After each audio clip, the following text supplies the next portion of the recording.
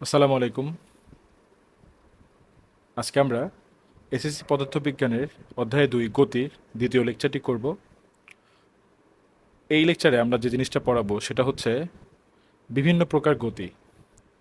বিভিন্ন প্রকার গতি এই টপিকটা আমরা পড়ব খুবই সুন্দরভাবে। আমরা এই বিভিন্ন প্রকার গতি এই টপিকটা আসলে কি প্রিপারেশনের জন্য, মানে আমাদের পরীক্ষায় কোন জায়গায় আসবে সেটা আমি একটু দেখব প্রথমে। তো এখানে আমাদের পাঁচটা গতি নিয়ে কথা বলতে হবে।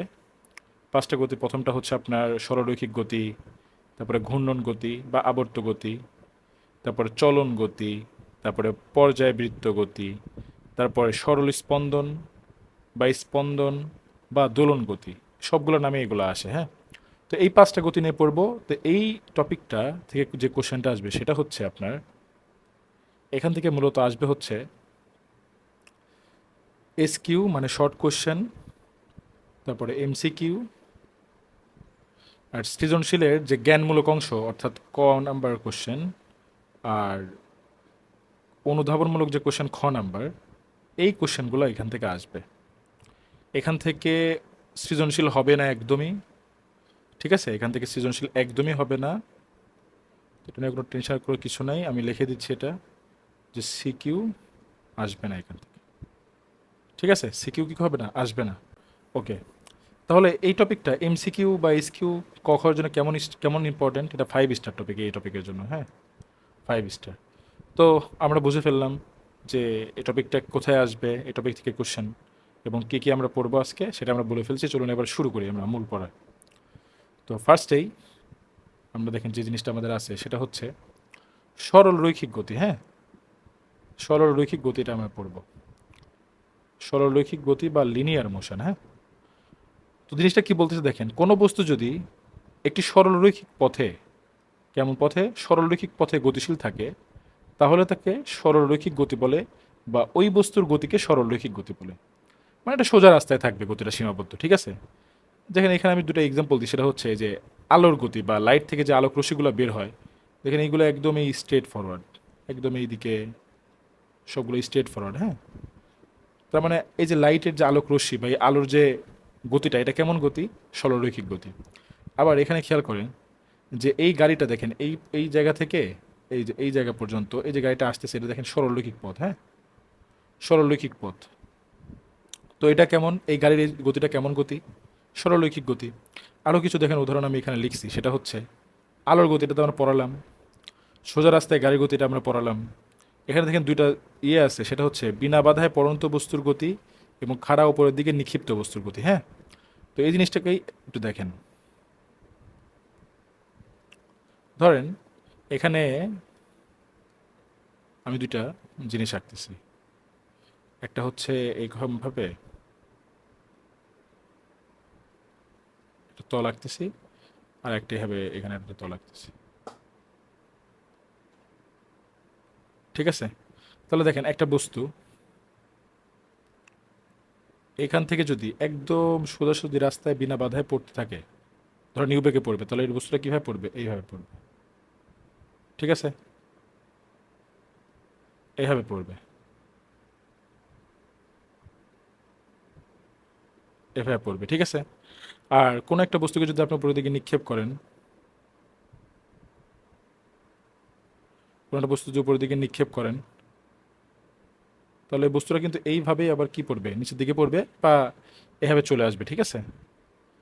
আসলে যে দিক দিয়ে উঠে সেই দিক দিয়ে পড়ে। তো আমরা জিনিসটা আসলে একটু সুন্দরভাবে বোঝানোর জন্য আমি এইভাবে দিচ্ছি, হ্যাঁ।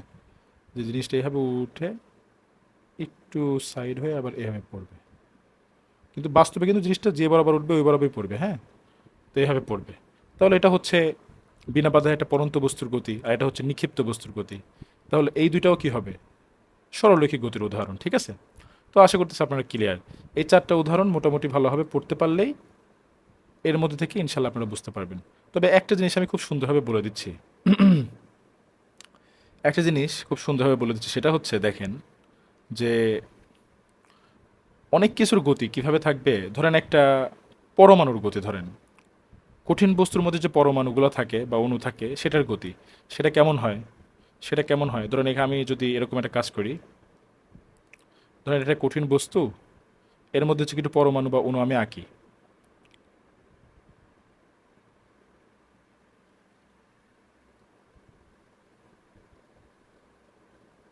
আঁকি, হ্যাঁ,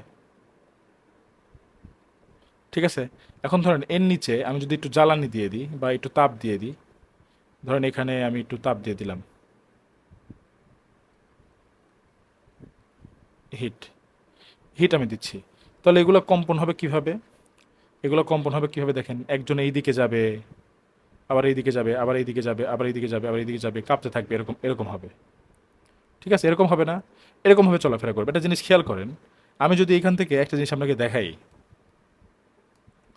যে এই বস্তুটা ধরেন শুরুতে এইখান থেকে এই দিকে গেছে। আচ্ছা, এটা না দিয়ে দেখি আমরা একটা রেখা, তীর চিহ্ন দিয়ে দেখাই। ধরেন এটা শুরুতে এইখান থেকে এইখানে গেছে, তারপরে ধরেন এখান থেকে এইখানে আসছে, তারপরে ধরেন এইখান থেকে এইখানে গেছে, এখানে গেছে, তারপরে এইখান থেকে এইখানে গেছে। হ্যাঁ, তো এইভাবে যে যাওয়া আসা করছে, একটা জিনিস কি খেয়াল করছেন, এই বস্তুটা কিন্তু সরলরৈখিক গতিতে, মানে সরলরৈখিক গতির যে প্রপার্টি সেটা কিন্তু মানে না, কিন্তু কিন্তু এখানে একটা কথা আছে, এখানে একটা কথা আছে, সেটা হচ্ছে কি, এই যে একটা পোর্শন দেখেন, এই যে এইটুকু, এই যে প্রথমে যে গেল, এই যে এইখান থেকে এইটুকু, এইখান থেকে এই যে এইটুকু যে গেল, এই নির্দিষ্ট অংশটুকু তো সরলরৈখিক দূরত্বের প্রপার্টি সে মানছে, এটা নির্দিষ্ট পথে গেছে না, এটা নির্দিষ্ট পথে গেছে না। তো যখন কোশ্চেন আপনারা অ্যান্সার করবেন, কোশ্চেন আপনারা এই জিনিসটা কিন্তু মাথায় রাখতে হবে, কোশ্চেন অ্যান্সার মাথায় রাখতে হবে। তো অনেক কিছু এরকমভাবে দিবে, যে যদি ধরেন একটা এক্সাম্পল, এরকম একটা এক্সাম্পল বহুপদী একটা এমসিকিউতে দিল, যে ওই জিনিসটা কি হয়, অ্যাকচুয়ালি সে সরলরৈখিক পথে চলে না, কিন্তু নির্দিষ্ট কোনো একটা পোর্শন কি করে, সরলরৈখিক পথে সে চলে। সেই ক্ষেত্রে কিন্তু আপনি, মানে বহুপদী যে এমসিকিউগুলো থাকে, সেখানে কিন্তু আপনার এই এমসিকিউগুলো মানে সরলরৈখিক উদাহরণ হিসেবে গ্রহণযোগ্য, মানে সে কিন্তু, তাকে কিন্তু গ্রহণ করতে হবে, মানে ওই অপশনটা টিক দিতে হবে আপনার, না হলে কিন্তু ভুল হবে। ঠিক আছে, তো আপনাকে চিন্তাভাবনা করে এবং বিভিন্ন কোশ্চেন প্র্যাকটিসের মাধ্যমে এটা বুঝতে হবে।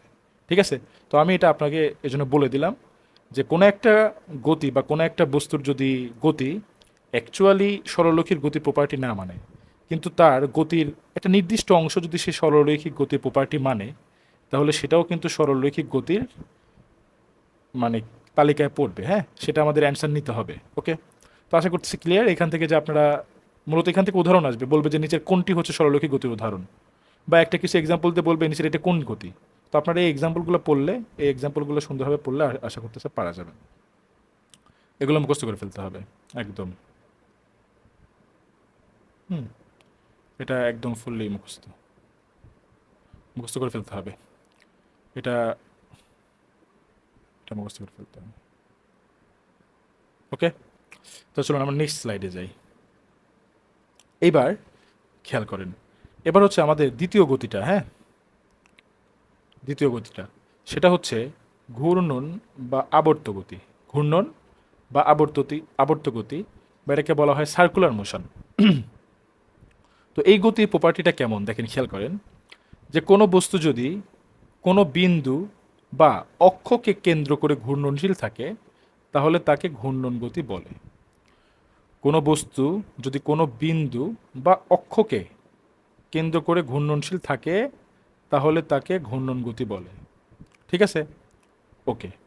তাহলে এবার একটা জিনিস খেয়াল করেন, এটা যদি হয়, তাহলে একটা জিনিস আপনি খেয়াল করেন, সেটা হচ্ছে এখানে দেখেন আমি দুটো ছবি রেখে দিয়েছি, এখানে উদাহরণ আছে, আমি এটা পরে বলতেছি। এই যে ঘড়ি, মানে দেওয়াল ঘড়ি, এই ঘড়ির যে কাঁটা, তিনটা কাঁটাই, সেকেন্ডের কাঁটা, মিনিটের কাঁটা এবং ঘন্টার কাঁটা, তিনটাই দেখেন এই বিন্দুকে কেন্দ্র করে ঘুরে। কিভাবে ঘুরে? এই ধরনের মিনিটের কাঁটা আছে, এই যে এটা মিনিটের কাঁটা ধরেন আমি ধরলাম, এটা এইভাবে ঘুরে, এইভাবে ঘুরে আবার এইভাবে আসে। এবং একটা জিনিস কি খেয়াল করছেন, এই মিনিটের কাঁটা যে কোনো একটা বিন্দু, এই মিনিটের কাঁটা যে কোনো একটা বিন্দু, ধরেন আমি ধরে নিলাম এই বিন্দুটা, এই বিন্দুটা দেখেন, এই বিন্দুটা সব সময়, সব সময় একটা নির্দিষ্ট দূরত্ব বজায় রেখেই কিন্তু কি করবে, এভাবে ঘুরবে, নির্দিষ্ট দূরত্ব বজায় রেখে এভাবে ঘুরবে। তাহলে এখানে দুইটা প্রপার্টি আছে, একটা হচ্ছে এটা নির্দিষ্ট বিন্দু বা অক্ষকে কেন্দ্র করে ঘুরতে হবে, নির্দিষ্ট বিন্দু বা অক্ষকে কেন্দ্র করে ঘুরতে হবে, এবং যে বস্তুটা ঘুরবে ওই নির্দিষ্ট অক্ষ থেকে, এই যে এই বিন্দু থেকে ওই বস্তুটার প্রত্যেকটা প্রত্যেকটা কণার দূরত্ব সেম রেখে ঘুরতে হবে। কি বুঝছেন? দূরত্ব সেম রেখে ঘুরতে হবে, এটা হচ্ছে প্রপার্টি।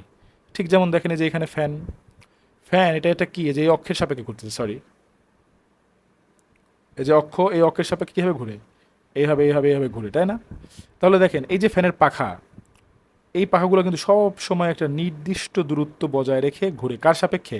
এই যে এই অক্ষের সাপেক্ষে বা এই পয়েন্টের সাপেক্ষেও চিন্তা করতে পারেন।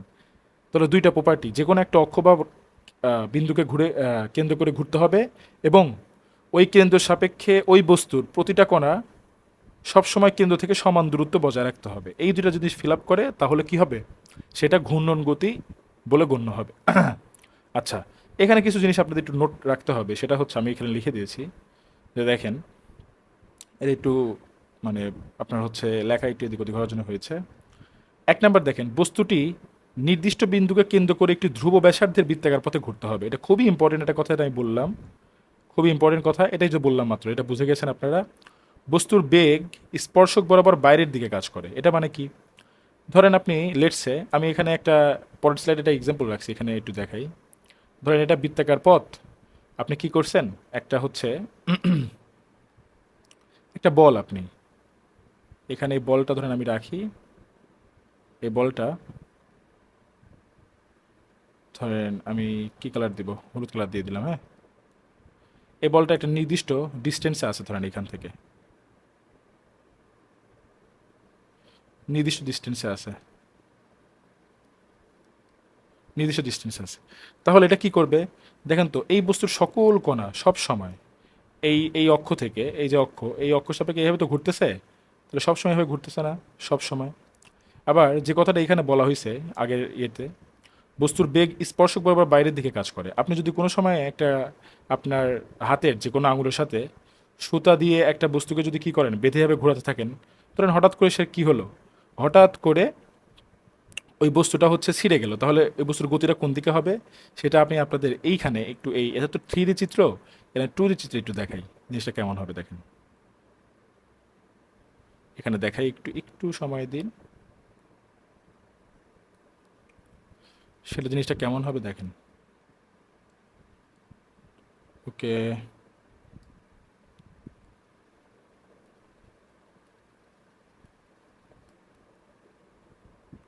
আচ্ছা, ওকে, এটা এখন দেখেন, এই যে পয়েন্টটা, এটা হচ্ছে বিন্দু, এটা হচ্ছে বিন্দু। এখন যদি কোনোভাবে ধরেন আপনার জিনিসটা, বলটা ঘুরতে ঘুরতে ধরেন কোনো সময় আপনার কি হলো, এখান থেকে এখানে চলে আসলো, অথবা অনেক সময় এখান থেকে এখানে আসবে, অথবা অনেক সময় ঘুরতে ঘুরতে এখান থেকে এখানে চলে আসবে।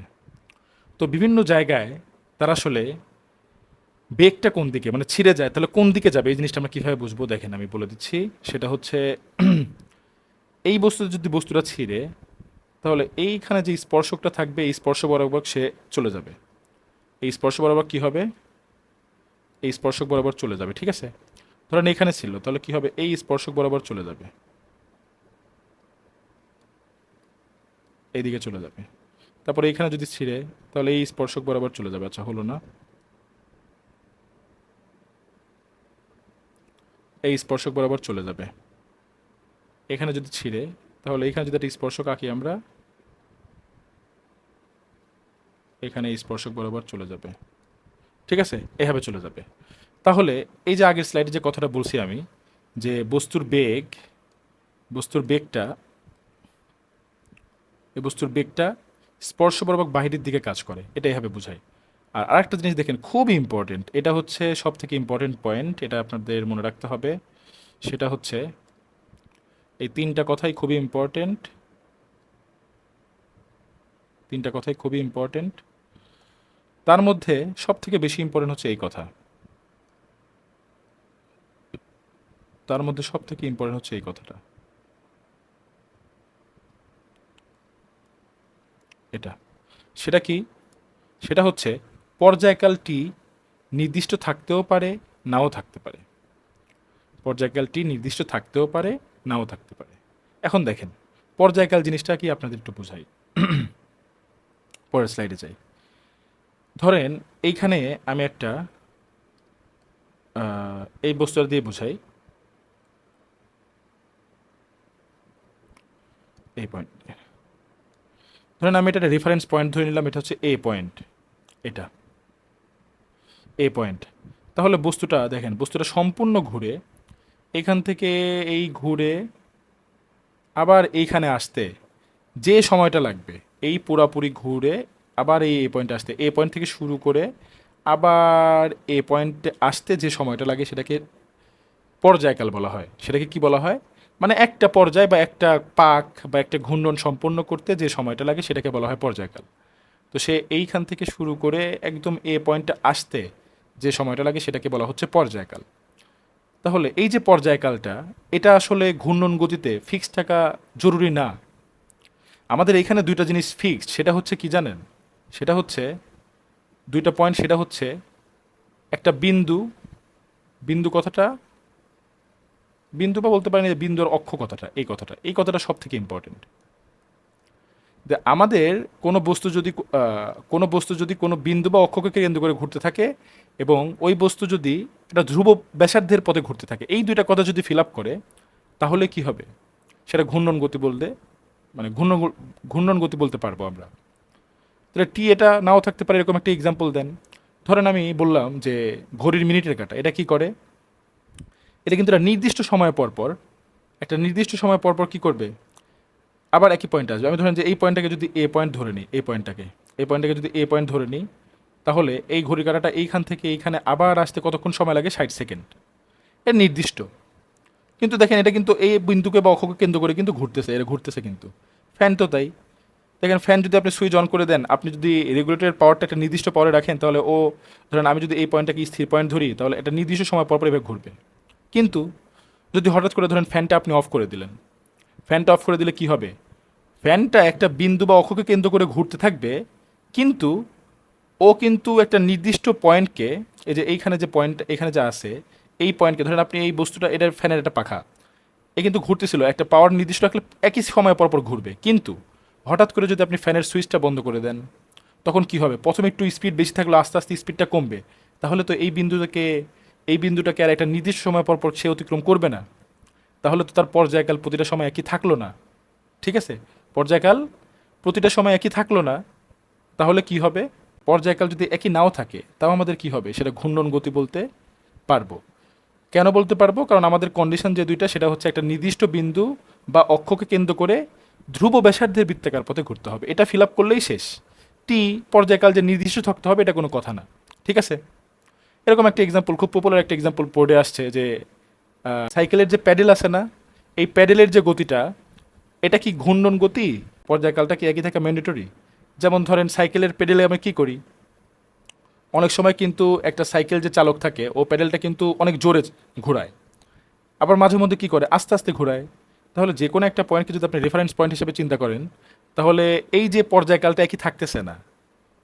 অনেক সময় কিন্তু থাকতেছে না, কারণ অনেক সময় আস্তে প্যাডেল করতেছে, অনেক সময় স্লো করতেছে, অনেক সময় স্পিডে করতেছে। পর্যায়কালটা থাকতেছে না, কিন্তু তাই বলে কি এটা ঘূর্ণন গতি হবে না? হ্যাঁ হবে। কারণ কি? ওই প্যাডেলের মাঝখানে দেখেন একটা বিন্দু আছে, ওই বিন্দুকে কেন্দ্র করে এই প্যাডেলটা ঘুরে। ঠিক আছে? তো এটা খুব পপুলার একটা কোশ্চেন, যে সাইকেলের প্যাডেলের গতি ঘূর্ণন গতি না অন্যান্য গতি যেগুলো আছে? এটা ঘূর্ণন গতি হবেই। ঠিক আছে? ঘূর্ণন গতি হবে, হ্যাঁ। তো আশা করতেছি আপনারা বুঝতে পারছেন। এইখানকার এটা কিন্তু খুবই ইম্পর্টেন্ট। এখানকার যে উদাহরণটা আছে এখানে, এটা মানে নোটটা খুবই ইম্পর্টেন্ট। আর এই যে উদাহরণগুলো যেগুলো আছে এগুলো পড়ে ফেলতে হবে 3 স্টার, হ্যাঁ। এই উদাহরণগুলো খুবই ইম্পর্টেন্ট, এগুলো পড়ে ফেলতে হবে।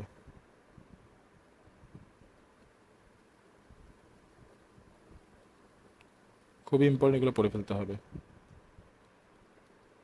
ওকে, তাহলে আমরা নেক্সট স্লাইডে বা নেক্সট গতিতে যেতে পারি। এটা ঘূর্ণন গতি আপনাদের বুঝালাম। ঠিক আছে? ওকে, এবার দেখেন আমাদের যে থার্ড যে গতিটা, সেটা হচ্ছে চলন গতি বা ট্রানজিশনাল মোশন। হ্যাঁ, তো এটা কেমন? প্রপার্টিটা কেমন দেখেন পড়ি।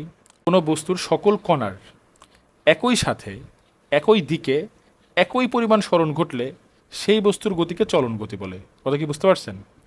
কোনো বস্তুর সকল কণার একই দিকে, কয়েকটা কথা আছে, একই সাথে, একই দিকে এবং একই পরিমাণ, এই 3টা কথা যদি একই পরিমাণ সরণ ঘটে, তাহলে সেই বস্তুর গতিকে চলন গতি বলে। কথা কি বুঝতে পারছেন? হ্যাঁ। তাহলে এখানে আমরা জিনিসটা এখন একটু ডেপথে যে দেখি। চলুন আমরা একটা কাজ করি, আমরা এরপরে আমরা এগুলো দেখতেছি উদাহরণগুলো, তারপরে আমরা নেক্সট স্লাইডে যে একটু দেখি, একটু ভালোভাবে সুন্দরভাবে। এইখানে দেখেন আমি এই যে দুটো এক্সাম্পল আছে, আমি এখানে দুটো পয়েন্ট ধরতেছি, হ্যাঁ, এটা একটা পয়েন্ট, এইটা একটা পয়েন্ট। তো সেম পয়েন্ট আমি এখানেও দিচ্ছি, সেম পজিশনে দেওয়ার চেষ্টা করছি। এখানে একটা পয়েন্ট একটু কম বেশি হতে পারে হাতে আঁকা।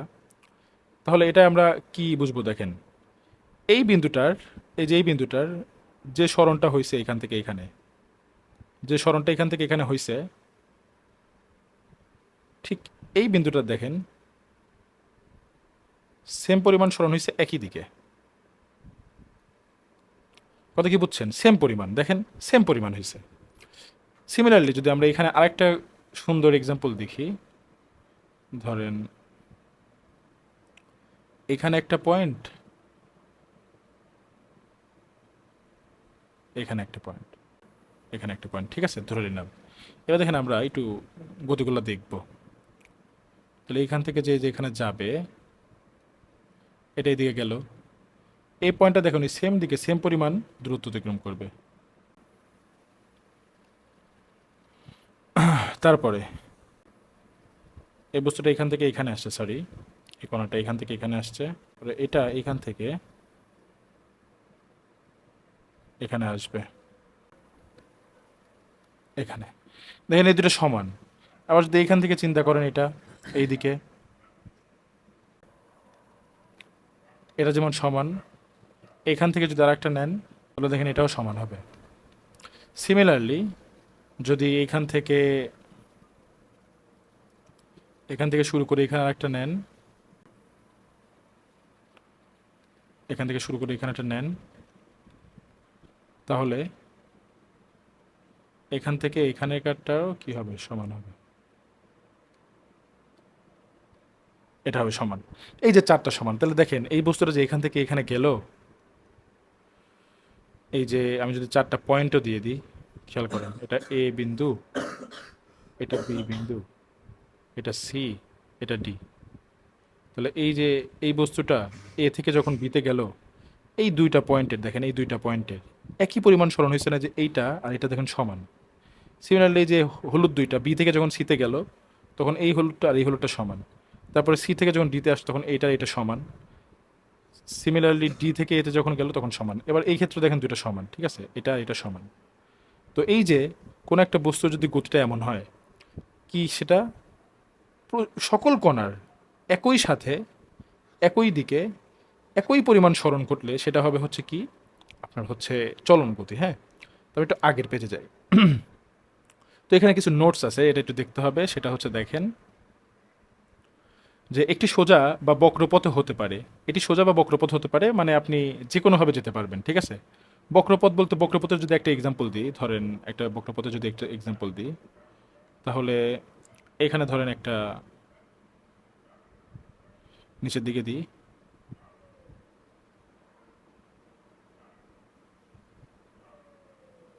সোজা করার চেষ্টা করি।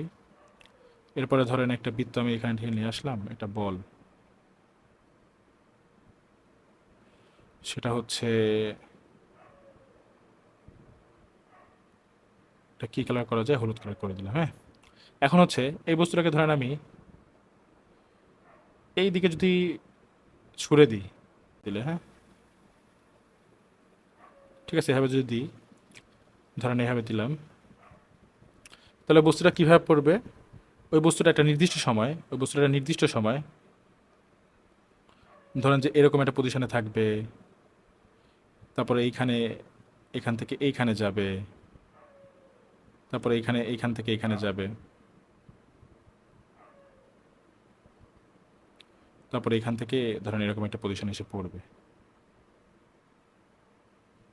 ঠিক আছে, এখানে এসে পড়বে। আচ্ছা, তাহলে এটা কিভাবে হবে আসলে, এটা কিভাবে হবে? আচ্ছা, এটা এভাবে দেওয়া যাবে না। এটা কিভাবে হবে দেখেন, খেয়াল করেন। এই যে প্রতিটা মুহূর্তে এর বেগে যেটা পরিবর্তন হবে, দেখেন প্রত্যেকটা কোণে একই পরিমাণ দূরত্ব অতিক্রম করতেছে। এই পজিশনে যদি আমি দুইটা পয়েন্ট চিন্তা করি, এই বস্তুর ধরেন এই পজিশনে, এই পজিশন যদি চিন্তা করি, এই পজিশনে যদি চিন্তা করি, এই পজিশনে যদি চিন্তা করি, তারপরে এই পজিশনে যদি চিন্তা করি, হ্যাঁ,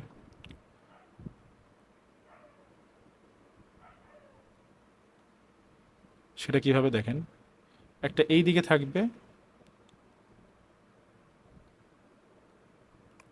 আর একটা এই দিকে থাকবে,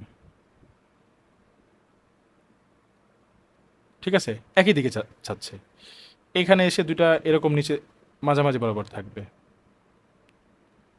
ওই যে একটা মিসাইল যে মানে না, মিসাইলের যে গতি থাকে যেমন এরকম আর কি, এইদিকে থাকবে। তারপরে ধরেন এই ক্ষেত্রে এসে হালকা এইদিকে থাকবে।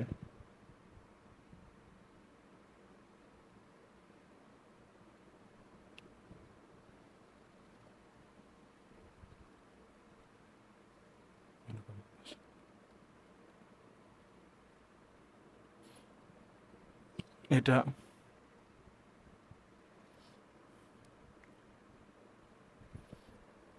লক করে দিতে হবে। এটা কালারটা লাল করে দিই। তো এরকমভাবে দেখেন একই দিকে যে গতিশীল থাকতেছে এটা বক্রপথে হতে পারে। আসলে এর চলার পথটা কেমন ছিল? এর চলার পথটা ছিল হচ্ছে এই রকম, চলার পথটা ছিল এরকম, যে এরকম থাকবে, হ্যাঁ, এরকমভাবে থাকবে।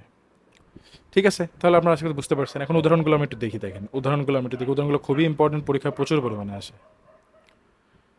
সেটা হচ্ছে একখানা বইকে ঘুরতে না দিয়ে টেবিলের এক পাশ থেকে অপর পাশে নিয়ে নিয়ে যাওয়া। এটা আপনারা ভাবেন তাহলে ফিল করতে পারবেন। সোজা রাস্তায় গাড়ির গতি, সোজা রাস্তায় গাড়ির গতিটা কি হতে পারে? রৈখিক গতি বা সরলরৈখিক গতিও হতে পারে, এটা এবার চলন গতিও হতে পারে। সমতল স্লাইড করা বস্তুর গতি, সমতলে স্লাইড করা বস্তুর গতি বলছে যে এই বস্তুটা দেখেন, এই যে স্লাইড করতেছে দেখেন, এর এই কণা আর এই কণা একই দিকে গতিশীল এবং একই দূরত্ব অতিক্রম করতেছে একই সময়। এটা খাড়া নিচের দিকে পতিত বস্তুর গতি, খাড়া নিচের দিকে যে বস্তুটা পড়তেছে ওটা তো একই সময়ে প্রতিটা কোণায় একই দূরত্ব অতিক্রম করতেছে, তাহলে ওটা একটা কি হবে? আপনার হচ্ছে চলন গতি। এখানে দুটো কথা আছে দেখেন, সেটা হচ্ছে একটি সোজা বা বক্র হতে পারে, এটা তো বলে দিলাম। বস্তুর প্রতিটি কোণা একই দিকে চলে এবং নির্দিষ্ট সময় সমান দূরত্ব অতিক্রম, এটা সংজ্ঞার মধ্যেই আছে, হ্যাঁ। তো এখানে উদাহরণগুলো খুবই ইম্পর্টেন্ট, উদাহরণগুলো পড়ে ফেলবেন, উদাহরণগুলো পড়ে ফেলবেন। ওকে, তারপর নেক্সট গতিতে চলে যাচ্ছি।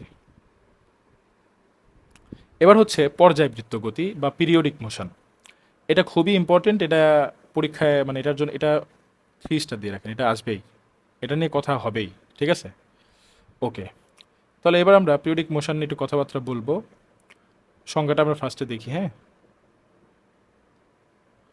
যে কোনো গতিশীল বস্তু যদি একটি নির্দিষ্ট সময় পর পর, একটা নির্দিষ্ট সময় পর পর একটি নির্দিষ্ট বিন্দুকে একই দিক থেকে একইভাবে অতিক্রম করে, তাহলে ওই বস্তুর গতিকে পর্যায়বৃত্ত গতি বলে, ঠিক আছে।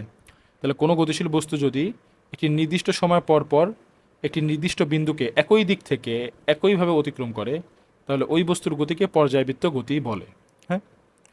তো আমরা একটু দেখে আসি এটা কিছু জিনিস। দেখেন নোটসটা আমরা আগে দেখি, যে এটির একটি নির্দিষ্ট পর্যায়কাল থাকবে, মানে এই গতিটার একটা নির্দিষ্ট পর্যায়কাল থাকবে, এটা খুবই ইম্পর্টেন্ট কথা, এটা খুবই ইম্পর্টেন্ট একটা কথা। এটির একটা নির্দিষ্ট পর্যায়কাল থাকবে, হ্যাঁ। আর পর্যায়বৃত্ত গতি বৃত্তাকার, উপবৃত্তাকার, সরলরৈখিক কিংবা যে কোনো আকৃতির হতে পারে। এইগুলো কথা খুবই ইম্পর্টেন্ট, পরীক্ষায় এমসিকিউ আসবে। এটা কেমন হতে পারে? বৃত্তাকার, তারপরে উপবৃত্তাকার, সরলরৈখিক, আচ্ছা এভাবে না দিয়ে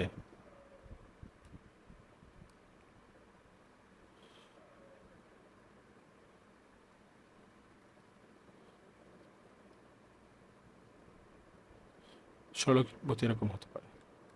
এটা খুবই ইম্পর্টেন্ট কথা, হ্যাঁ।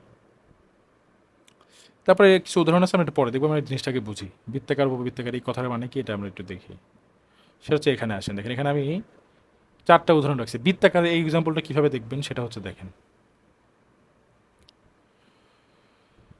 আমাদের এখানে বলা আছে সেটা হচ্ছে কি জানেন, একটা নির্দিষ্ট বিন্দুকে আমি এই নির্দিষ্ট বিন্দুটাকে এখানে কই ধরবো, এটাকে আমি নির্দিষ্ট বিন্দুটা এই যে এটা ধরলাম, এটা এ একটা বিন্দু ধরলাম, ঠিক আছে, এ একটা বিন্দু ধরলাম।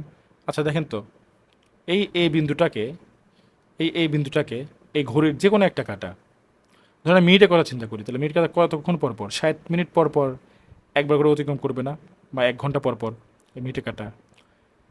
60 মিনিট পর অতিক্রম করে, তাহলে কার মানে কি আমি বলছিলাম যেখান থেকে যাত্রা শুরু করে ওইখানে আবার পৌঁছাতে যে সময়টা লাগে সেটাকে বলা হয় কি পর্যায়কাল।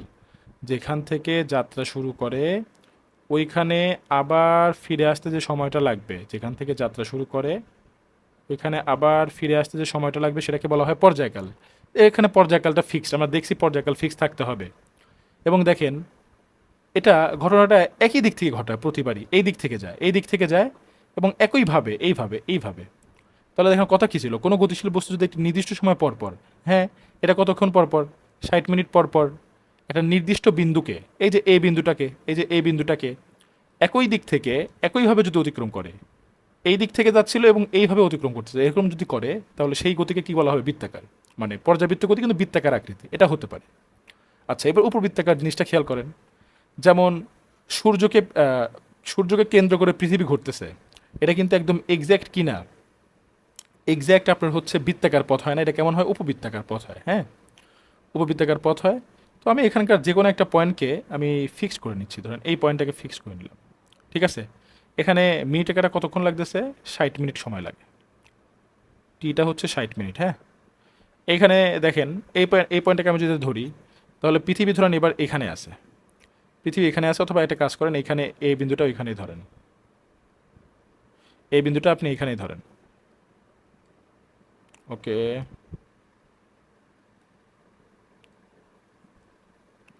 এই বিন্দুটাকে আপনি এখানে ধরেন, এটাকে এই বিন্দু ধরেন, এটা এটা নির্দিষ্ট পয়েন্টকে আপনি এই বিন্দু ধরেন। আচ্ছা, এখানে দেখলে সুন্দর দেখা যাচ্ছে না, এই পাশেই দেখি, এই পাশেই রাখি, এটাকে এই বিন্দু ধরেন। ধরেন পৃথিবী এবার এখানে আছে, এখন এখান থেকে শুরু করে যদি যদি আপনি এই যে পুরো ঘুরলো, এই যে পুরাটুকু ঘুরলো, এই পুরাটুকু ঘুরতে কতদিন সময় লাগে বলেন তো? এটা কি গতি আসলে, বার্ষিক গতি না? পৃথিবী সূর্যের চারিদিকে পুরা যে লুপটা আছে, এই লুপটা যে কাভার করতে যে সময়টা যায় সেটা হচ্ছে 1 বছর বা 365 দিন আমরা ধরতে পারি এভারেজ, 365 দিন, হ্যাঁ 300, আচ্ছা কলমটা চেঞ্জ করতে হবে, 365 দিন এটা লাগে। এবং দেখেন পৃথিবীটা কিন্তু একই রকমভাবে ঘুরে, এই দিক থেকে এই দিকে যাবে, এই দিক থেকে এদিকে যাবে, তারপরে এই দিক থেকে এই দিকে যাবে, তারপরে এই দিক থেকে এই দিকে যাবে, তারপরে এই দিক থেকে এই দিকে যাবে, তারপরে এই দিক থেকে এই দিকে যাবে, এভাবে যাবে। এই যে ঘুরবে একই দিক থেকে একই নির্দিষ্ট সময় পরে একটা বিন্দুকে অতিক্রম করবে, তাহলে এটাও তো পর্যায়কালের প্রপার্টি মানে। দেখেন কীভাবে মানে, আরেকবার বলি, যে কোনো একটা বিন্দুকে, এই যে নির্দিষ্ট বিন্দু, কোনো একটা নির্দিষ্ট বিন্দুকে একটা নির্দিষ্ট সময় পর পর, 365 দিন পর পর একই দিক থেকে একইভাবে যদি অতিক্রম করে তাহলে সেই গতিটাকেই বলা হবে হচ্ছে পর্যাবৃত্ত গতি। কথা কি বুঝতে পারছেন? আচ্ছা, তাহলে এই দুটো ক্লিয়ার, ঘড়ির কাঁটার গতি, তারপরে সূর্যকে কেন্দ্র করে পৃথিবীর চলন, এটাও কি আপনার পর্যাবৃত্ত, এটা উপবৃত্তিকার একটা উদাহরণ দিলাম আমি। এবার দেখেন সরলরৈখিক বিষয়টা কি, এখানে সিমিলারভাবে আমাদের একটা এক্সাম্পল দাঁড় করাতে হবে। ধরেন আমি এই যে ইকুইব্রিলিয়াম বা সাম্য বিন্দু, এই বিন্দুটাকে আমি এ চিন্তা করতেছি, এই বিন্দুটাকে আমি এ বিন্দু চিন্তা করতেছি, এই বিন্দুটাকে, হ্যাঁ এই যে এই লেনে যারা গেছে আর কি, এটা চিন্তা করতেছি। আচ্ছা, তাহলে এই যে স্প্রিংটা আছে, আপনি স্প্রিংকে যদি কি করেন, এই স্প্রিংকে যদি একটু, এই স্প্রিংকে এটা ধরে যদি একটু বল দিয়ে নিচের দিকে দেন, একটু নিচের দিকে দেন, তাহলে এটা কি করবে, একবার এই দিকে যাবে আবার এই দিকে উঠবে, একবার এই দিকে যাবে আবার এই দিকে উঠবে, একবার এই দিকে যাবে আবার এদিকে উঠবে। একটা জিনিসই খেয়াল করছেন, এটা আপনারা চাইলে দেখতে পারেন, হয়তো এভাবে বোঝানো টাফ, সেটা হচ্ছে এই যে নির্দিষ্ট একটা বিন্দু আমরা ধরলাম না, নির্দিষ্ট বিন্দু, এই বিন্দুটাকে যে এটা এই স্প্রিংটাকে এরকম অসিলেট করার পরে, মানে এরকম টেনে ছেড়ে দিলে ও প্রথমে এই দিকে যাবে। আমি ধরেন যে এই পয়েন্টটাকে চিন্তা করলাম, এই পয়েন্টটা, তাহলে এই যে যাবে আবার এখানে যাবে আবার যে আসবে, এটা নির্দিষ্ট সময় পর পর, এটা নির্দিষ্ট সময় পর পর আসবে সে, আমি ধরে নিলাম সেটা হচ্ছে 1 মিনিট, ধরেন সেটা হচ্ছে 1 মিনিট, যে 1 মিনিট পর পর ও হচ্ছে কি করতেছে,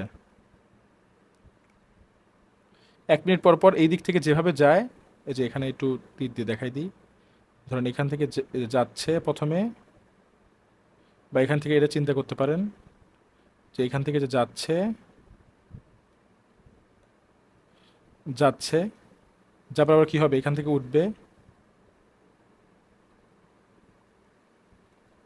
আবার এখানে আসবে।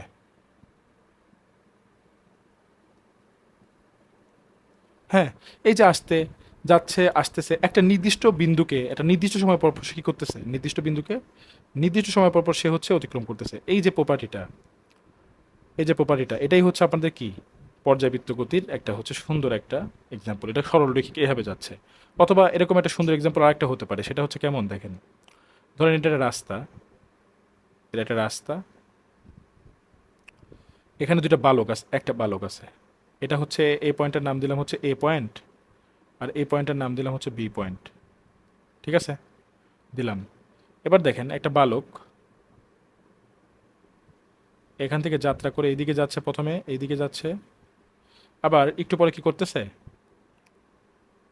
এখান থেকে এসে এইদিকে যাচ্ছে। এই যে যাচ্ছে আসতেছে, প্রথমে কি করছে ও, প্রথমে কি করছে, গেছে এখান থেকে,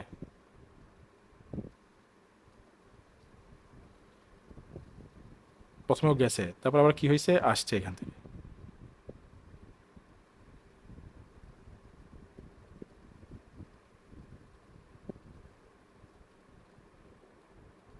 এই যে আসছে, তাহলে এই যে যাতে আসলো, আমি ধরলাম যে এখানে যাইতে আর আসতে ওর 1 মিনিট সময় লাগছে। হ্যাঁ, 1 মিনিট সময় লাগছে। তাহলে দেখেন একটা নির্দিষ্ট বিন্দুকে,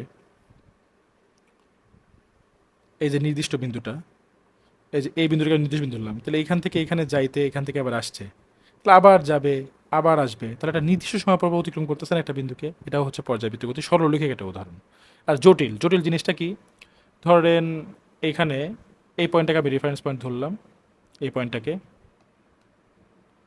এই পয়েন্টটাকে আমি রেফারেন্স পয়েন্ট ধরলাম। হ্যাঁ, এটা এই বিন্দু ধরে নিলাম। তাহলে এইখানে ধরেন একটা বালক আছে, অন্য কালার দিয়ে আঁকি একটু, সাদা, আচ্ছা সবুজ দিয়ে যাবে না, আচ্ছা পিঙ্ক কালারই দিই।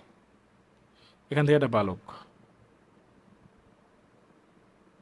প্রতিদিন ও কী করে জানেন, প্রতিদিন হচ্ছে ও এইভাবে থেকে শুরু করে এইভাবে, এইভাবে, এইভাবে হচ্ছে জগিং করে। কতক্ষণ জগিং করে সে, ধরেন ধরে নিলাম নির্দিষ্ট হচ্ছে 10 মিনিট, ওই গাছ থেকে শুরু করে এখানে আসে। এই যে প্রতিদিন সে একটা নির্দিষ্ট বিন্দুকে একই দিক থেকে একইভাবে অতিক্রম করতেছে, এটা একটা কি পর্যাবৃত্ত গতি। তার মানে পর্যাবৃত্ত গতি কত রকম হতে পারে, 4 রকম, বৃত্তাকার, উপবৃত্তাকার, জটিল এবং সরলরৈখিক। হ্যাঁ, তো 4 রকম এক্সাম্পলই সম্ভব। তো এখানে সুন্দর সুন্দর কিছু এক্সাম্পল আছে, সেটা আমি একটু দেখাচ্ছি। এর আগে দেখেন এটা, যে এখানে আমি লিখেছি, সেটা হচ্ছে সরল দোলকের গতি, সরল দোলকের গতি, সরল দোলকের গতি, সরল দোলকটা এভাবে এদিকে যায়, একটা বিন্দুকে নির্দিষ্ট দ্রুত অতিক্রম করে। তারপরে সূর্যের চারিদিকে পৃথিবীর গতি, ঘড়ির কাঁটার গতি, সুতায় বাঁধা পাথরের গতি, হ্যালির ধূমকেতুর গতি, গ্রহ উপগ্রহের গতি, কম্পনশীল সুরশলাকার গতি, পেট্রোল ইঞ্জিনে সিলিন্ডারের মধ্যে পিস্টনের গতি, হৃৎপিণ্ডের স্পন্দন অর্থাৎ সংকোচন ও প্রসারণ, এটা তারপরে স্প্রিংয়ে ঝুলন্ত বস্তুর গতি, এই সবগুলো হচ্ছে উদাহরণ। এইগুলো কিন্তু একদম 5 স্টার। এইগুলোর মধ্যে যে কোনো একটা থেকে আপনাকে প্রশ্ন দিয়ে বলবে যে কম্পনশীল সুরশলাকার গতি একটি পর্যায়বৃত্ত গতি ব্যাখ্যা করো, ডিরেক্ট প্রশ্ন দিবে একবারে, এমসিকিউ, অথবা বলবে নিচের কোনটি পর্যায়বৃত্ত গতির উদাহরণ, এভাবে কিন্তু কোশ্চেন আসবে। ঠিক আছে, ঠিক আছে, তাহলে আশা করতেছি আপনারা পর্যাবৃত্ত গতিটা বুঝতে পেরেছেন। এবার আমরা হচ্ছে তার পরের গতিতে যাচ্ছি। আর এখানে একটা জিনিস মেনশন করছিলাম যে টিটা ফিক্স থাকতে হবে। হ্যাঁ, টিটা ফিক্স থাকতে হবে। তাহলে এখন যদি একটা এক্সাম্পল শেষে দেখেন আমরা যাই, এই যে এই প্রশ্নটা, যে বাসের চাকার গতি কী ধরনের গতি, একটু মজার একটা কোশ্চেন। বাসের চাকা খেয়াল করেন, বাসের চাকা কিন্তু চাকার মাঝখানে দেখবেন একটা, মানে মাঝখান দিয়ে একটা হচ্ছে রডের মতো বা একটা হচ্ছে অক্ষের মতো একটা জিনিস থাকে, ওই অক্ষকে কেন্দ্র করে কিন্তু বাসের চাকা কি করে, ঘোরে। কিন্তু বাসের চাকা তো সব সময় একই বেগে ঘোরে না, বা পর্যায়কাল তো একই রেখে ঘোরে না। কেন, বাসের যদি একটা যাত্রা পথে যাত্রা শুরু করে, তাহলে অনেক সময় অনেক জায়গায় ব্রেক করতে হচ্ছে, ব্রেকটা বাড়াতে হচ্ছে, তাহলে তো ওই চাকার গতি কি নাই, স্থির নাই বা সম নাই, ওটা এক এক সময় এক এক রকম হচ্ছে। তাহলে তো ও একটা চাকার নির্দিষ্ট একটা বিন্দুকে একটা নির্দিষ্ট সময় পর পর তো অতিক্রম করতে পারছে না। তাহলে ওটা কি হবে না, ওটা কখনোই হচ্ছে আপনার পর্যাবৃত্ত গতি হবে না, ওটা ঘূর্ণন গতি বা আবর্ত গতি হবে। তো এটা কি গতি হবে? এটা ঘূর্ণন গতি বা আবর্ত গতি।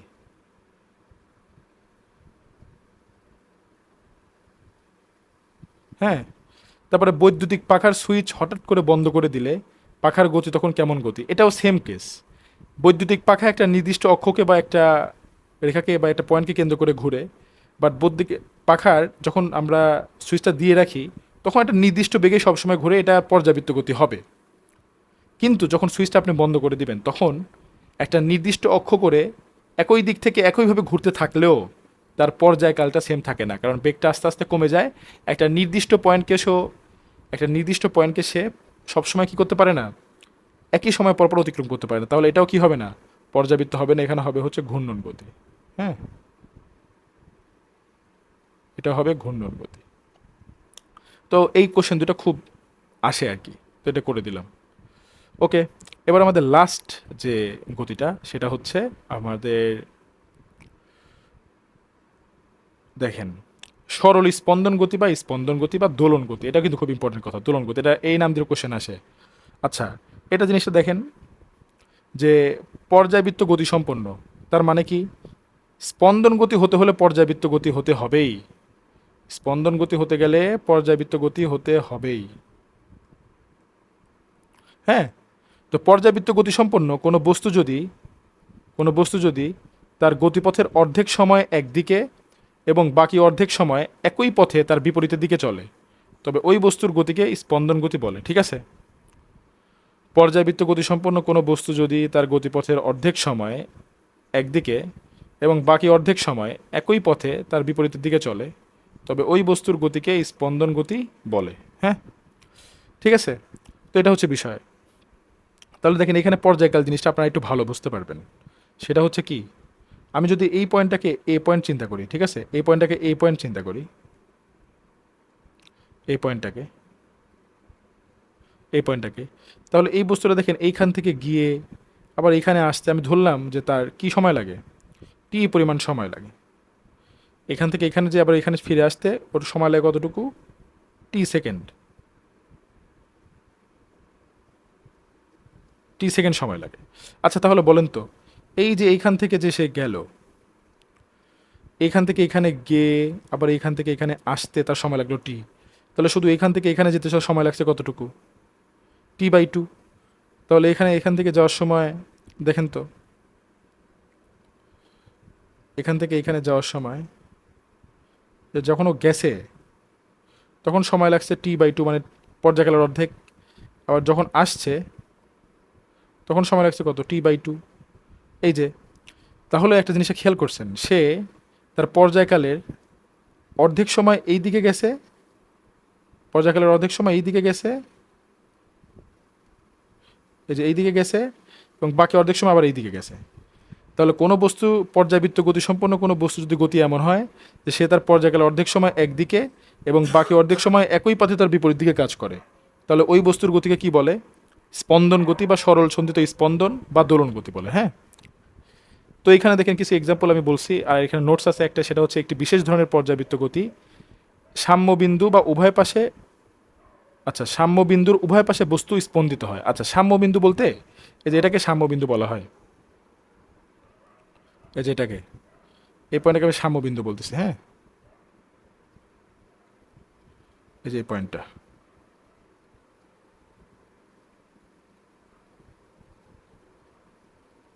এটা সাম্যবিন্দু।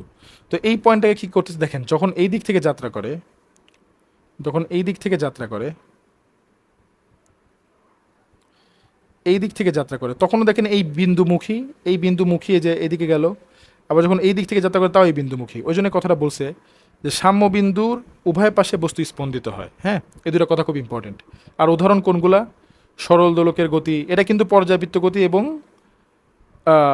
স্পন্দন গতি উভয়, কারণ যেটা স্পন্দন গতি ওটা তো পর্যাবৃত্ত হবেই, কিন্তু সকল পর্যাবৃত্ত গতি কিন্তু স্পন্দন গতি হবে না। হ্যাঁ, তো এটা, তারপরে এটা, গিটারের তারের কম্পন, স্প্রিংয়ে উলম্ব কম্পন, ঘড়ির পেন্ডুলামের গতি, দোলনার গতি, কঠিন পরমাণু বস্তু স্পন্দন, কঠিন বস্তুর পরমাণু স্পন্দন, এটা আবার এটা নির্দিষ্ট একটা প্রশ্ন আবার আপনার হচ্ছে চলন গতি না, সরলরৈখিক গতিও হবে, শব্দ সঞ্চালনের সময় বায়ুর কণার গতি, এটাও হবে। হ্যাঁ, তো এগুলো খুবই ইম্পর্টেন্ট, এগুলো খুবই পরীক্ষায় আসে, এগুলো 5 স্টার টপিক।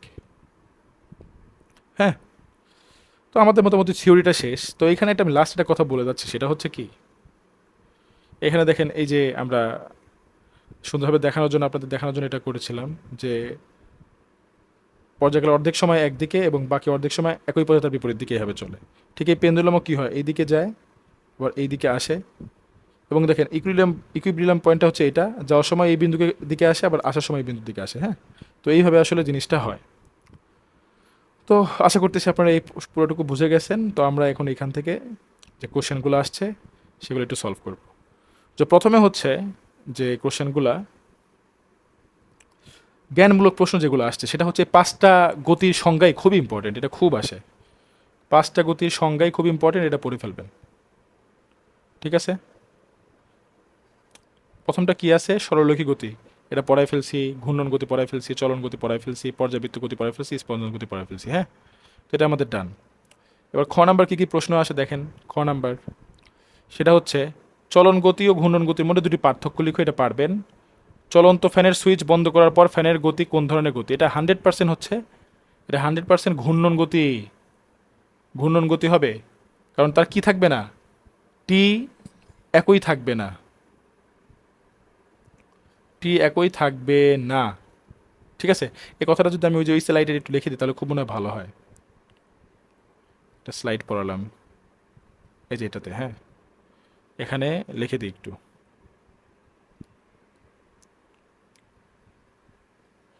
লিখে দিই।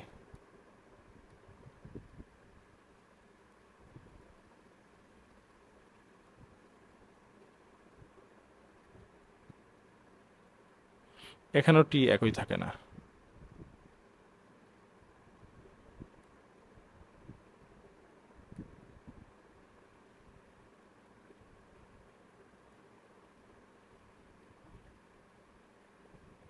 হ্যাঁ, এটা এ কারণে টি একই থাকে না, তাই ঘূর্ণন গতি। হ্যাঁ, এটা কিন্তু পর্যাবৃত্ত গতি হবে না। ওকে, তাহলে আমরা নিচে আসি এবার।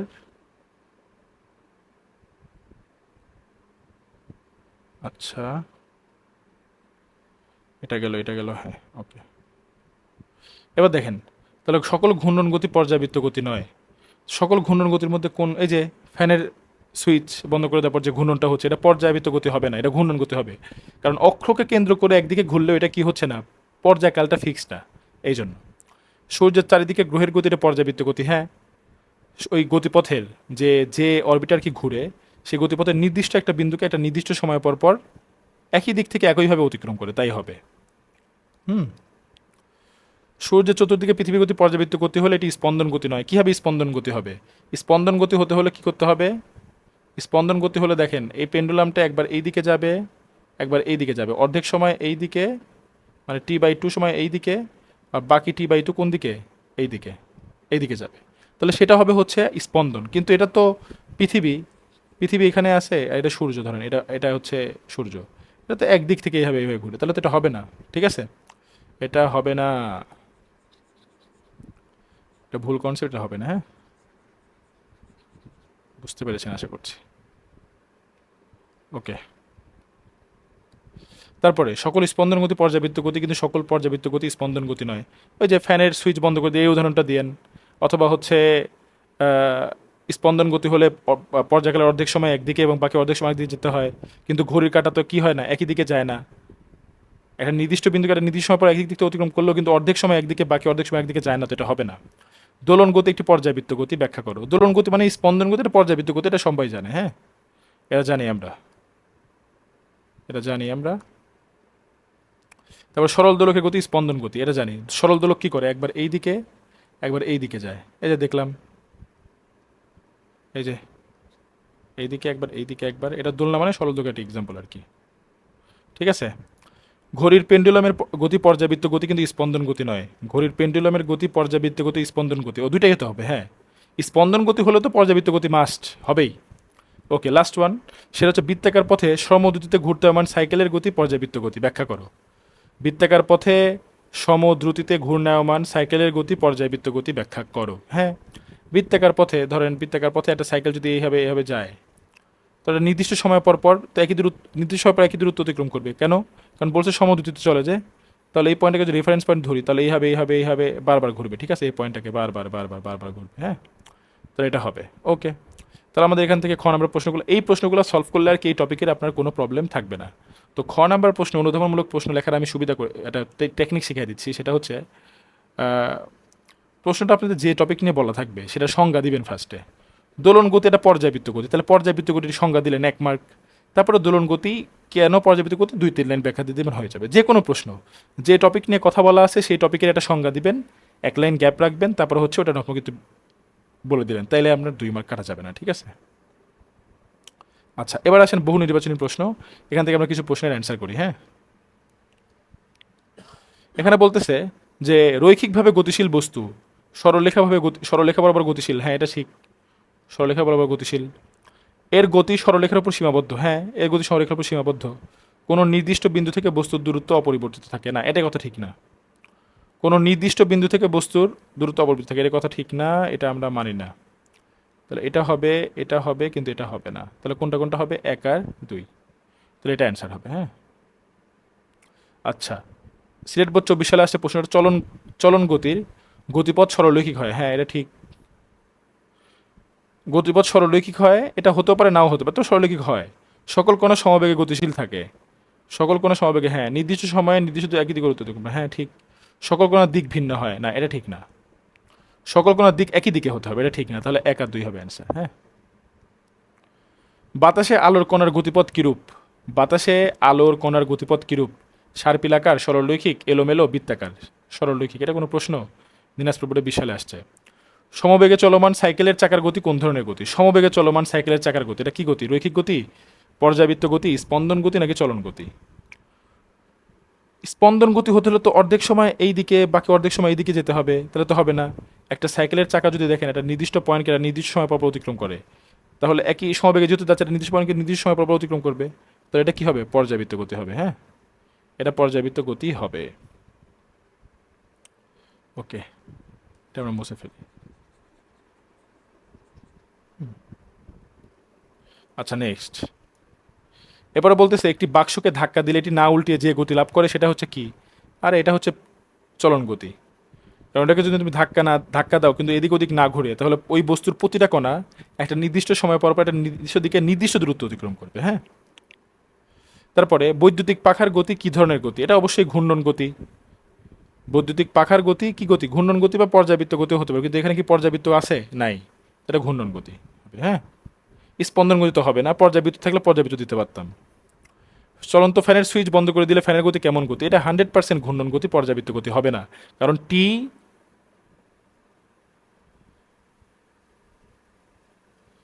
একই থাকে না, ঠিক আছে? টি একই থাকে না, তাই। সাইকেলের প্যাডেলের গতি কি ধরনের গতি? এটাও হচ্ছে, আচ্ছা সাইকেলের প্যাডেলের গতি এটা হচ্ছে ঘূর্ণন গতি, হ্যাঁ এটা কি হবে না?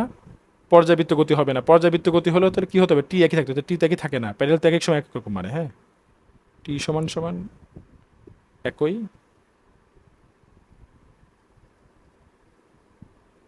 টি একই থাকে না, হ্যাঁ। স্প্রিং এ ঝুলিয়ে দেওয়া একটা বস্তুর গতি কেমন গতি? স্প্রিং থেকে ঝুলিয়ে দেওয়া একটা বস্তুর গতি কেমন গতি? চলন গতি, ঘূর্ণন গতি, স্পন্দন গতি, দোলন গতি। স্পন্দন গতি, দোলন গতি এই কথা।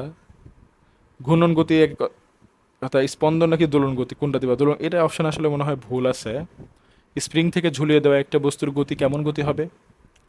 এটা এদিক ওদিক করতে থাকবে, তাহলে এটা অসিলেট করতে থাকবে, তাহলে এটা স্পন্দন গতি দেওয়া যেতে পারে। স্পন্দন গতি বা দোলন গতির মধ্যে যে কোনো একটা থাকবে, আপনারা যে কোনো একটা থাকলে এটা দিয়েন, হ্যাঁ। এটা আমি পর্যাবৃত্ত করে দিই, না হয় এটা আমি পর্যাবৃত্ত করে দিই, দাঁড়ান।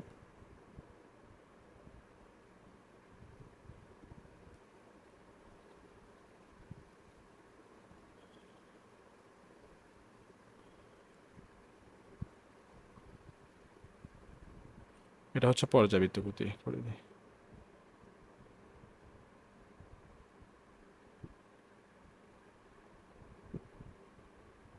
হুম, পর্যাবৃত্ত গতি, ওকে। এবার দেখেন দোলনায় দুলতে থাকা শিশুর গতি কেমন গতি?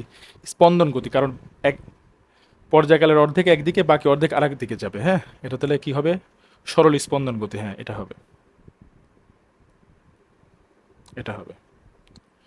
ওকে নেক্সট, এরপর হৃৎপিণ্ডের সংকোচন ও প্রসারণ, এটা কোন ধরনের গতি?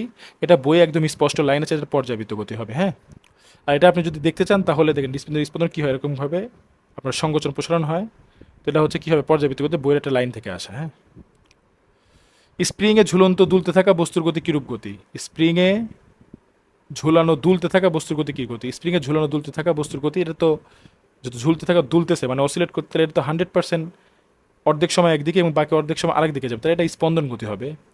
চলন গতি, পর্যায় গতি, বক্রগতি, ঘূর্ণন গতি, যেহেতু স্পন্দন গতি একটা পর্যাবৃত্ত গতি, তাহলে পর্যায় গতি হবে এটা 100%। হ্যাঁ, এখানে যদি স্পন্দন গতি থাকতো তাহলে স্পন্দন গতি মানে আপনার অ্যান্সার হতো, কিন্তু এখানে যেহেতু অপশানে, আমি কিন্তু প্রশ্নে যায় অপশান ছিল তাই তুলছি। এখানে যেহেতু স্পন্দন গতি নাই, তাই এটা পর্যাবৃত্ত গতি হবে। সরল দোলকের গতি কী ধরনের গতি? সরল দোলকের গতি স্পন্দন গতি, এখানে কি আছে? হ্যাঁ, স্পন্দন গতি এখানে আছে। পর্যাবৃত্ত গতি যদি না, তার কোনো কনফিউশন নাই, এটা 100% স্পন্দন গতি হবে। কোন গতি বৃত্তাকার উপবৃত্তাকার সরলরৈখিক হতে পারে? সেটা হচ্ছে কি, পর্যাবৃত্ত গতি, বইয়ের একবারে হুবহু লাইন এবং দেখাও দিছি আমি। হ্যাঁ, তো সূর্যের চারিদিকে পৃথিবীর গতি কি গতি? এটা পর্যাবৃত্ত গতি, এটা নির্দিষ্ট সময় পর, কারণ কি টি একই থাকে।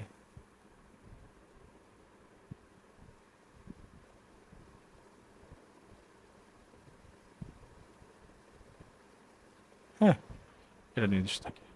এরপরে পর্যায়বৃত্ত গতি হচ্ছে সরল দোলকের গতি। হ্যাঁ, সরল দোলকের গতি, পেট্রোল ইঞ্জিনের সিলিন্ডারের গতি। হ্যাঁ, কম্পমান সুরশলাকার গতি। হ্যাঁ, তিনটাই হবে, এই তিনটাই উদাহরণ আছে। সরল দোলকের গতি, পেট্রোল ইঞ্জিনের সিলিন্ডারের গতি, কম্পমান সুরশলাকার গতি, তিনটাই হবে।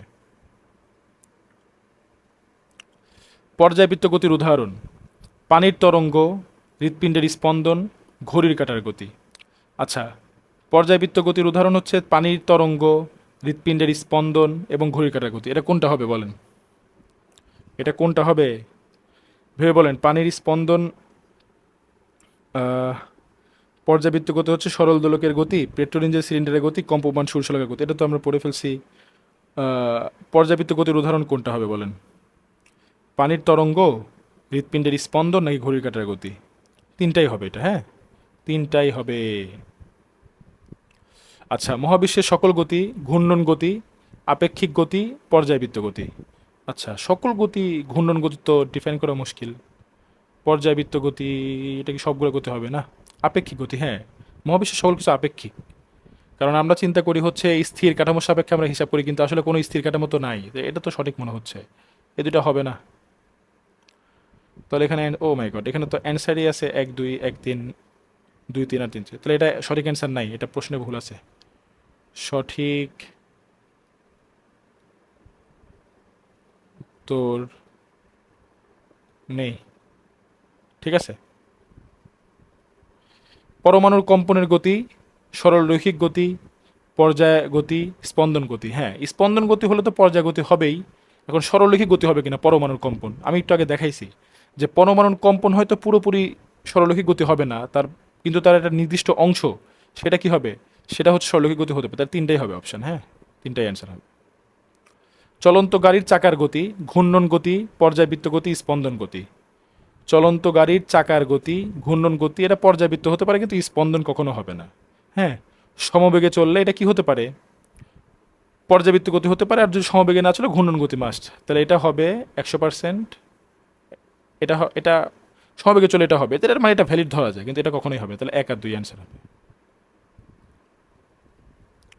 একটি শিশুর দোলনায় দুলছে, এর গতি কেমন হবে? ঘূর্ণন গতি হবে, এটা কি ঘুরতেছে না? পর্যাবৃত্ত গতি, হ্যাঁ। স্পন্দন গতি তো পর্যাবৃত্ত গতি হবে, তাহলে 2 আর 3। সিলিন্ডারের ভিতর পিস্টনের গতি, চলন গতি, পর্যাবৃত্ত গতি, স্পন্দন গতি। খেয়াল করেন, সিলিন্ডারের ভিতর পিস্টনের গতি, পিস্টনটা কিভাবে থাকে, এইদিকে একবার উঠে এইদিকে একবার যায়, এটা নির্দিষ্ট পোর্শন যখন যাচ্ছে প্রত্যেকটা কণা কিন্তু নির্দিষ্ট দূরত্ব অতিক্রম করতেছে, এইদিকে যখন নামতেছে তখন প্রত্যেকটা কণা নির্দিষ্ট দূরত্ব অতিক্রম করতেছে। তাহলে হ্যাঁ, চলন গতি সম্ভব, এটা নির্দিষ্ট পোর্শন হলেও সম্ভব। স্পন্দন গতি তো অবশ্যই এদিকে ওঠানামা করতেছে, ওঠানামা করে, এরকমভাবে ওঠানামা করে, তাহলে স্পন্দন গতি হলে তো পর্যাবৃত্ত গতি হবেই, তাহলে এটার 1 2 3 হবে। হ্যাঁ, একজন লোক সাইকেলে যাচ্ছে, তার সাইকেলের চাকা যে গতিতে চলছে তা হলো সরল রৈখিক গতি না, জীবনেও না। সাইকেলের চাকা জীবনেও সরল রৈখিক গতিতে যাচ্ছে না। ঘূর্ণন গতি, স্পন্দন গতি। স্পন্দন গতি, আচ্ছা, সরল রৈখিক গতি, সাইকেলের চাকা সামনের দিকে যাচ্ছে না। আচ্ছা, যদি রৈখিক গতিটা চিন্তা করি তাহলে এটা করা যেতে পারে। তো তো রৈখিক গতি চিন্তা করে একটা নির্দিষ্ট পোর্শন মানে সামনের দিকে যদি যাচ্ছে তাহলে সরলরৈখিক গতি হবে, হ্যাঁ। ঘূর্ণন গতি সাইকেলের চাকা ঘুরতেছে, কিন্তু স্পন্দন গতি কি হবে? এক পর্যায়কাল অর্ধেক সময় একদিকে বা অর্ধেক সময় একদিকে না হবে না। তাহলে এখানে সরলরৈখিক গতি হবে কিভাবে? ধরেন এই চাকাটা যে ঘুরতেছে, ঘুরে ঘুরে তো সামনে যাচ্ছে, সামনে যাওয়ার যে গতিটা এটা তো সরলরৈখিক গতি। আর এই যেটা অক্ষকে কেন্দ্র করে সাইকেলের চাকাটা ঘুরতেছে এটা হচ্ছে ঘূর্ণন গতি, কিন্তু স্পন্দন গতি তো হবে না। তাহলে এটা হবে 1 আর 2। ঠিক আছে? তো এই ছিল মোটামুটি হচ্ছে আমাদের আজকে ক্লাসটি কেমন লাগলো? আপনারা যদি ভালো লাগে, উপকার লাগে, তাহলে জানাবেন। আর যদি উপকারে আসে আপনার বন্ধু বান্ধবের কাছে শেয়ার করতে পারেন। তো আজকের মতো এই পর্যন্তই। আমরা তৃতীয় লেকচারটি যত তাড়াতাড়ি সম্ভব আবার আপলোড করব। আল্লাহ হাফিজ।